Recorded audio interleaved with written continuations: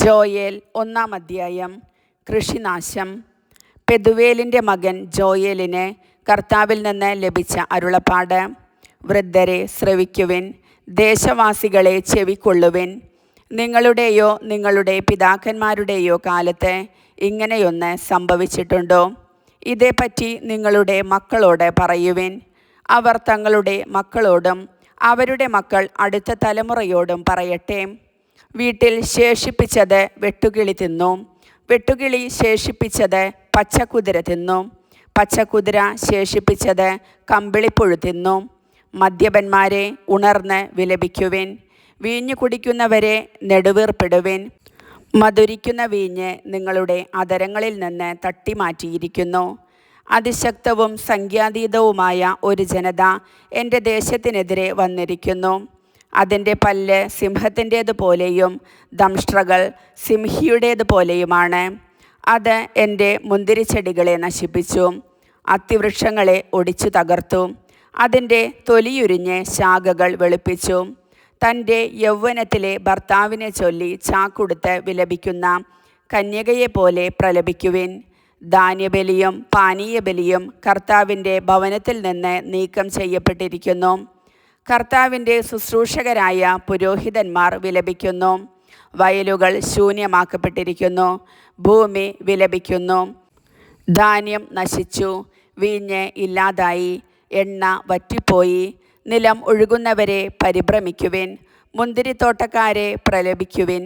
ഗോതമ്പിനെയും ബാർലിയെയും ചൊല്ലിത്തന്നെ, കാരണം വയലിലെ വിളവുകൾ നശിച്ചിരിക്കുന്നു. മുന്തിരിവള്ളിയും അത്തിവൃക്ഷവും വാടിപ്പോകുന്നു. മാതളവും ഈന്തപ്പനയും ആപ്പിളും ഉൾപ്പെടെ വയലിലെ എല്ലാ വൃക്ഷങ്ങളും ഉണങ്ങിപ്പോയിരിക്കുന്നു.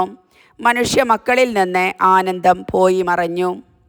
അനുതപിക്കുവിൻ, പുരോഹിതന്മാരെ ചാക്കുടുത്ത് വിലപിക്കുവിൻ, ബലിപീഠ ശുശ്രൂഷകരെ വിലപിക്കുവിൻ. എൻ്റെ ദൈവത്തിൻ്റെ സേവകരെ അകത്തു ചെന്ന് ചാക്കുടുത്ത് രാത്രി കഴിക്കുവിൻ.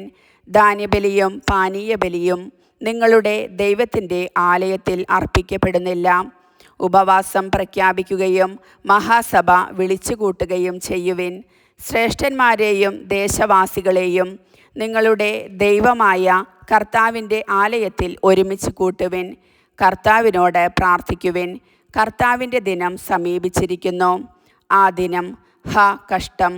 സർവശക്തനിൽ നിന്നുള്ള സംഹാരമായി അത് വരുന്നു. നമ്മുടെ കൺമുൻപിൽ നിന്ന് ഭക്ഷണവും നമ്മുടെ ദൈവത്തിൻ്റെ ആലയത്തിൽ നിന്ന് ആഹ്ലാദത്തിമിർപ്പും അപ്രത്യക്ഷമായിരിക്കുന്നു. വിത്ത് കട്ടകൾക്കിടയിൽ അമർന്നു പോയിരിക്കുന്നു. സംഭരണശാലകളും പത്തായങ്ങളും ശൂന്യമായിരിക്കുന്നു. ധാന്യം ഇല്ലാതായിരിക്കുന്നു. മൃഗങ്ങൾ ഞരങ്ങുന്നു. മേച്ചിൽ സ്ഥലമില്ലാതെ കന്നുകാലികൾ വലയുന്നു. ആട്ടിൻപറ്റങ്ങൾ നശിക്കുന്നു. കർത്താവേ, ഞാൻ അങ്ങയോട് നിലവിളിക്കുന്നു. വിജനപ്രദേശങ്ങളിലെ പുൽപ്പുറങ്ങളെ അഗ്നി വിഴുങ്ങിയിരിക്കുന്നു. വയലിലെ മരങ്ങളെല്ലാം കത്തി നശിച്ചു.